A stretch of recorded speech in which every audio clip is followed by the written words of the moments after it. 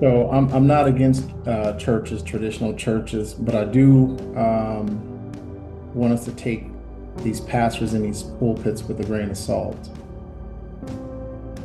In Matthew 23, what was Jesus trying to warn us of?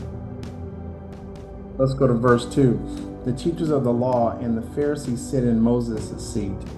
So you must be careful to do everything they tell you, but do not do what they do, for they do not practice what they preach. Now, why would Jesus say that? Let's move on. Verse 4. They tie up heavy, cumbersome loads and put them on other people's shoulders, but they themselves are not willing to lift a finger to move them. Interesting. Jesus goes on to say everything they do is done for people to see. They make their phylacteries wide and the tassels on their garments long. They love the place of honor at banquets and they in the most important seats in the synagogues.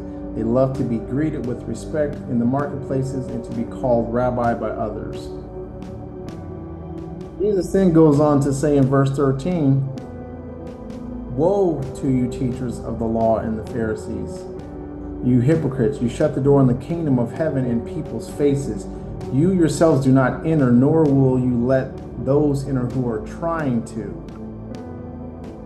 That's a very bold statement because I believe that people that are going to church are literally trying to have a righteous life and trying to get into heaven.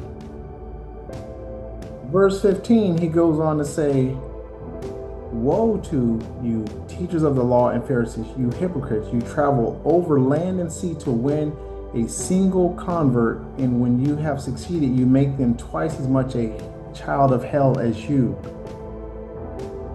I'll skip down to verse 25 because I don't want to read the whole passage, but verse 25, woe to you, teachers of the law and Pharisees, you hypocrites, you clean the outside of the cup and dish, but inside they are full of greed and self-indulgence.